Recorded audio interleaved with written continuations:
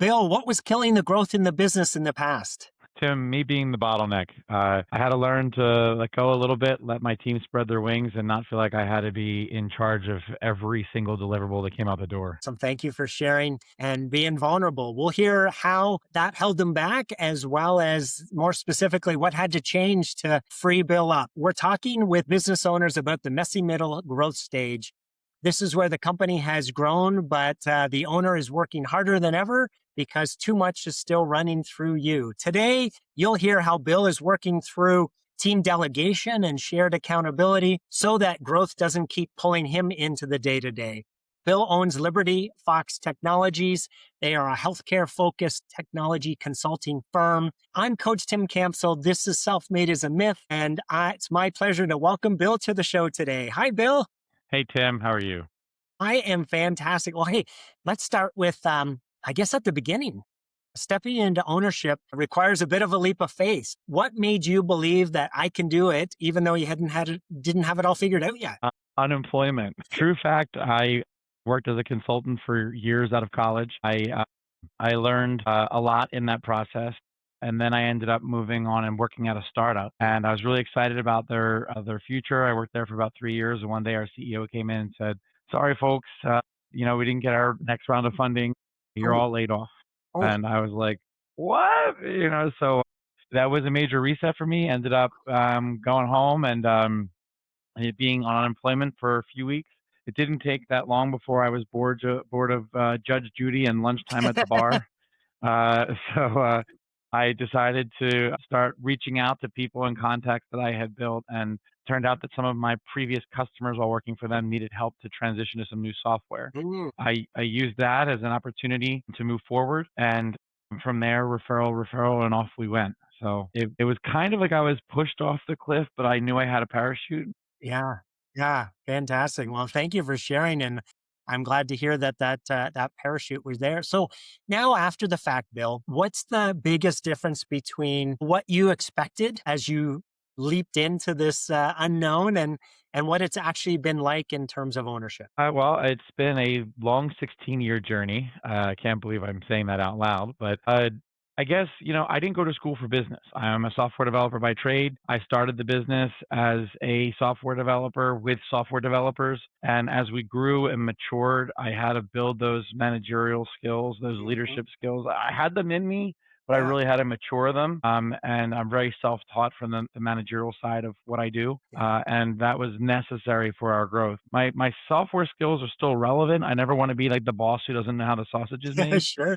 But I really had to focus on building my managerial skills and leadership skills over the last 16 years. Fantastic. I appreciate the again just transparency of you. You said long 16 years, right? Like it's not sunshine and roses every day, right? No, no, far from. Every day is a challenge. I still enjoy it. I think next year I will have worked for myself 3 times longer than I ever worked for anybody else. But congratulations. So thanks. But I mean, at the end of the day, it's just the trials and tribulations. And if you have a good team with you that they can rally to the cause, it can be very fulfilling. It's hard. They say we're the only people that'll work 80 hours a week to avoid working 40 for someone else. And it's so true. Earlier, you shared about being the bottleneck and how that was killing growth. So walk us through what was happening at the time, and what changes did you make to get through that? So we're going back quite a few years into my early stages of management of the business. And at the time, I really felt like it was like my personal reputation going on everything Mm, beyond just Liberty Fox's reputation. right. So I felt the need to like review every single line of code that left the building as though I had written it. Yeah. And I felt the need to review every document and to lead every single meeting because I was more focused on my reputation than our reputation. Right. And then I just started hitting a wall of I just couldn't possibly join every meeting. I couldn't possibly review every output. And what I learned along the way is that my team might do things differently, but they still produce high quality. It Yeah. might not have been exactly the way I would have done it, but it still satisfies the client's needs. And by pulling myself out of every single deliverable and focusing on the ones that really are very high impact, Yeah. I was able to let the team be more autonomous, make some of their own decisions. And one thing I had said to you previously is, if you treat them like drones, they act like drones. If you give them room to spread their wings, they will try to fly. What is interesting about what you're sharing? I guess interesting isn't the right word. Is I just see it so much is that, the business success always ends up outgrowing the structure that was in place to get to that initial success, right? It's what we call that messy middle. So Yeah. when that was happening, Bill, what was the personal cost to you? You shared about the business cost, but how did that affect you personally? It took a major toll. I mean, I've been through a lot in my life. I spent a lot of time, I sacrificing time to grow the business. For better or worse, I have not yet built a family. I've gone through a divorce, but I'm actually getting married again this year. Still Well, so congrats. excited about that. So, Yeah. there's learning experiences there. I'm not necessarily attributing that to the business, but the business certainly didn't help that Sure. path. Sure. And the hardest part was an area of the business where they is appropriately termed no man's land, which you call the messy middle. And there's actually a great book that I read called No Man's Land, and Mm, I was reading it and practically in tears. I was like, "This is exactly what's happening to me." We were just struggling every single time I tried to crack 2 million in revenue back then. Something happened to pull me back down. Then I tried again, and I just it felt like that was just like this skyscraper that I was never going to cross, yeah. and it was incredibly painful. There was just some learning experience that puts a heavy toll on you. And that's kind of where a lot of people were willing to give up. Yeah. I just kept exploring and kept changing my approach and trying again until eventually that glass ceiling broke. Yeah, that's awesome. Well, what I like about what you were sharing earlier is you realize that it was you, right? And that it was your own reputation as opposed to the company's and being able to, this is a big it's hard, but letting go and letting team members make mistakes and right and learn and figure it out on their own is it is the only way, right? And then obviously having systems in place for them to follow and do it right? Get to the outcome that you're wanting to see. Yeah. Big risk to let go and trust the team, but congrats on allowing that to happen. Thank you. Yeah, there's a two-part fold on that. I mean, you said the right thing. Having processes and procedures.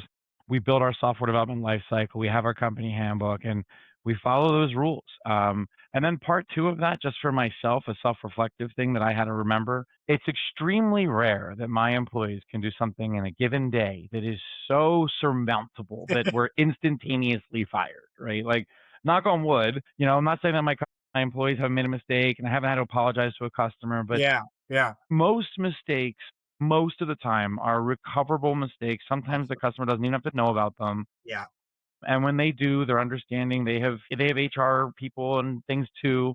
yeah, So I had to learn that, mistakes happen, sorry is okay, and just make it right. And yes, that allowed me to kind of open up a lot more. yes. Yeah, and as long as we have a safety net, so to your point, right, 90% of the mistakes are going to just be good learning opportunities for our team. And every once in a while that we just want to protect against the big ones. So we have some, right, we have some type of management system in place and checks and balances so that the big mistakes are caught before, right, they get out the door. Absolutely. That's the whole point, right? Trust but verified, as they always say. Yeah, yeah. Earlier, I mentioned that team delegation and shared accountability is your current focus and the thing that can suck you back into the day to day. So, give us some more context on what's happening there and how it's affecting you. Yeah, so as I work with my team, as I'm talking to you, it's funny. It's like I've solved that problem, but I'm still solving that problem. I'm trying to give them more and more autonomy, and sometimes they're not as ready to. They still want Mm, to run things by me. Like yeah, historically, when I said I was the bottleneck, I was telling them you are not allowed to do this without me. yeah, Right now, over the many years later, I've told them, it's okay, go. I trust you to make that decision, but I still get a little bit of, can I just run this by you? Can I do yes, this? yes, And sometimes things will stall or get stuck because they're waiting for my approval when I've said, I trust you. You're in this position for a reason. yes, So I'm kind of coaching them that, like, one thing that I consistently tell my staff is, even if you make a mistake, so long as it was well thought and not just blatant ignorance, I will mm, back you. yeah, If you just say, I didn't look at that or I wasn't paying attention, we're going to have a deeper coaching session. yeah, If you're yeah, like, I made that decision meaningfully and the outcome was not what I expected, fine, that's part of business. We'll figure it out. yeah. And I keep kind of reiterating that to them so that I can pull myself out more and more of the day to day. And that's what we're working through now. And that's a normal part of the continuous growth, right? There's always going to be the next level or the next layer or the leveling up potential with our team and with ourselves. And so again, appreciate that you have that awareness and you're focusing on it. So how does it affect you when the team is still coming to get approval or verification? What impact does that have on you? Well, it makes me constantly concerned that I am being a bottleneck that I don't know about, right? Mm, If you want to use the example of like this very session with you, there's a small part of my subconscious that's like, I wonder if somebody's stuck right now and waiting on me. uh, And, I hope that's not to be true. And I don't want it to sound like it's like a day, minute by minute, hour yeah, by yeah, hour. yeah, But yeah, yeah, sometimes people, get stuck and I wish they escalated a little bit sooner. So it lives in my conscious space of my brain. It's a scheduled recurring task in my head. Does anybody need me? Does anybody need me? That if I could back that off and focus on what can I do with sales? How can I spend more yeah, time on this relationship? yeah. So more of that and less of that is the end goal. I'm not And saying that I don't want to help them with their very significant issues. If a customer yeah, sends an angry email in all capital letters, I'm here to support. We'll figure it out. Sometimes the team, like the customer will ask for a feature or something. They write the proposal. They know what they're doing. They put together the estimates and the timeline, but they still want to run it by me. And I'm like, guys, it's not that you've been working with this customer for many years. yeah. I'm sure that you did it right. Go ahead and send it. Well, and part of that is the path of least resistance. So it's a whole lot easier for folks to come to you and get your blessing on it because then it absolves them, right? It's just an easier path. They don't have to Hmm. doubt or worry that they made a mistake or if it's wrong. And right. And as long if you're willing to, and you're not, it sounds like you're working yourself through this, but we can unintentionally teach our team that, right? If we do approve it or say it's right, then we've just validated their initial assumption that it's just easier and faster to come and get Bill to approve it. Right? So when you change and start saying I'm not approving it or I'm not engaging, right? Or you give them more homework, right? Hey, before I approve this, I want you to come back with three options of what you considered and the pros and cons. And now all of a sudden they're like, oh my goodness, this is more work than just approving it myself. Right. Yep. I had a guy today, one of my guy team members, he was asking me about some work that he's doing. And he said, well, okay, if I do this, is that is that what you want me to do? And I'm like, let's take a step back. What's the desired outcome of this task? Yeah. Right.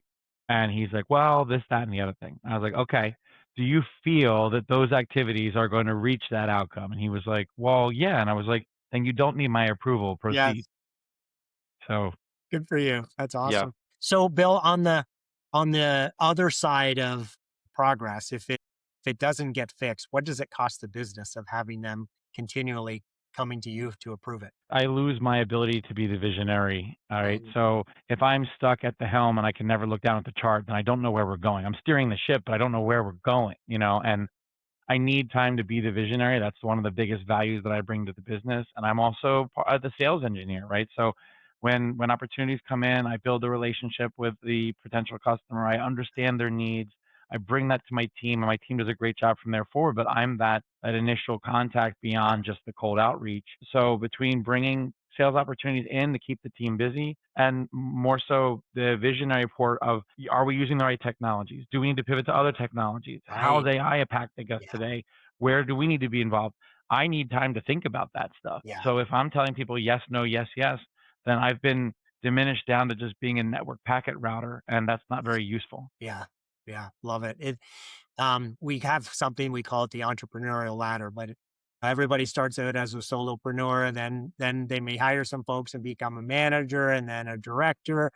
And a true business owner is where the business can run without the owner, and that's where you can move into, right, a more traditional CEO role where you are providing that vision and strategy and direction, and right, and having a president or a general manager or right or an ops manager that's taking care of the execution and Hmm. isolating you from the day to day. So I love it. You're well on your way, Bill. I appreciate it. I'm certainly trying. So, thinking back over the years, 16, as you mentioned, what lesson do you wish that you'd learned sooner? And what did not knowing that lesson cost you? I would say again, I still wish I learned it sooner, but it was still later than I want. Is like not everything is a catastrophe. I Mm, remember earlier in the business, I had a significant customer that, due to some changes in healthcare regulations, had to suspend our services while they figured out their revenue. And I had, I think at the time I had like 6 people, and of those 6 people, two and a half of them were working on this account. So Mm. I was like, oh my God, that's almost half my business. And like, I remember being like very concerned, like locking myself in the conference room, being like, well, this just went up in smoke, And once I like pushed past all of that, I was like, Bill, you have a network of great people, you have Yeah. people you can reach out to. And, I have some people that are great channel partners. And I was honest. I was like, look, I had a customer that is going to be suspended for some time.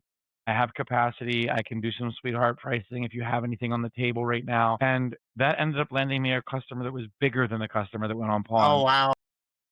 So yeah, so instead of getting all freaked out, I Mhm. wasted time freaking out about it. I was like, look, there's always going to be the next thing. It's Yeah. never clear skies. Yes. Never clear skies. Yes.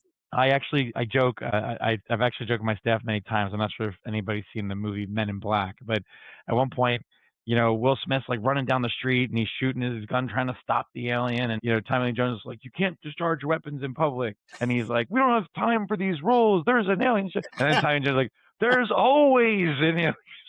This is every day for us." But when I learned that lesson, I just stopped being overwhelmed by the next Mm. thing on my plate. Yeah. Yes. Yeah, because it doesn't stop. Business ownership is not linear, right? There's ups and downs, there's market changes, and the I like what you said. The faster that you can just level set of here's what's going on and how do we fix it versus, Hmm. oh my goodness, this is what went wrong and woe is me, right? Yes, yes. Sulking solves no problems. Well, I do appreciate though that you locked yourself in the conference room, so at least you isolated from other people seeing the meltdown. So Yeah. that's positive. Yes, I did. Bill, we know self-made is a myth, the whole purpose of our show here. So who are the three people in your business journey? You wouldn't be where you're at without them. And so who are they? Who are the three people and how they help you? Well, that's a great question. I'd have to give my first shout to my first employer. His name's Chris Burns. He's the consulting company I worked for. Mm, And when I wanted to go work for the startup, which just so happened to be his customer, he could have enforced his employment contract and mm, non-compete and all that stuff. yeah. But he saw I was excited, but I was scared because I liked working for him. And he said, look, dude, he's like, if it doesn't work out, he's like, you can always come back here. You'll always have my name Wow. you'll always have your name on my business card. But these are his words. He's like, however, I have a feeling that you're never going to want to put your name back on my business card. And he was right. He was right. So that was kind of gave me this safety net to go try at a startup and then to go even Yeah. try my own.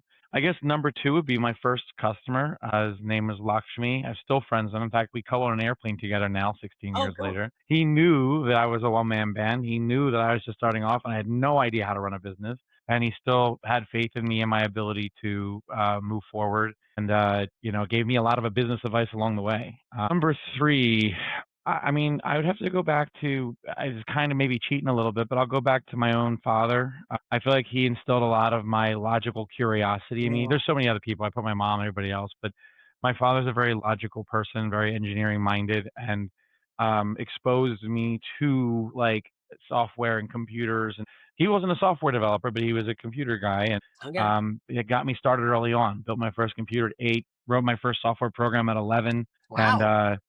I mean, if I didn't have that opportunity, I don't know that I would have had this spark to even go down this route. I love it. And yeah, you mentioned there's other people. And so the question is a little bit mean because it's hard to narrow it down to just three people. You could put a 0 on the end, and I'd still struggle to give you the list.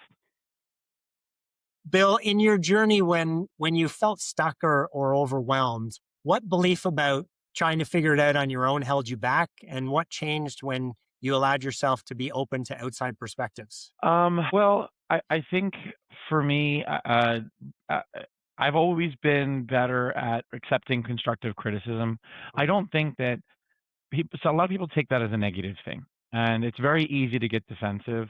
And I'm sure earlier in my life I did, but if somebody comes to me and says, "You guys did a horrible job," I'm like, I'm not like, "Well, this is why it's your fault." Like I'm like, "Wow, I'm so disappointed to hear that, but I want to know, right?" Like one thing I learned from my sales coach many years ago, and I believe it now myself. In the sales world and business, my favorite word is yes. Whose isn't, right? But I've learned that my second favorite word is no. And if it's no, okay, fine, no pressure. Tell me why it was no. What could I do different? So I've just learned like to embrace constructive criticism, and you have to move past the negativity of it. Just take rejection and shove it out the window. If you're going to be an entrepreneur and you just can't spoon feed yourself rejection every single day, then you're going to have a rough time. Yes, the yes versus no, the worst answer is maybe, right? Ah, I hate maybe.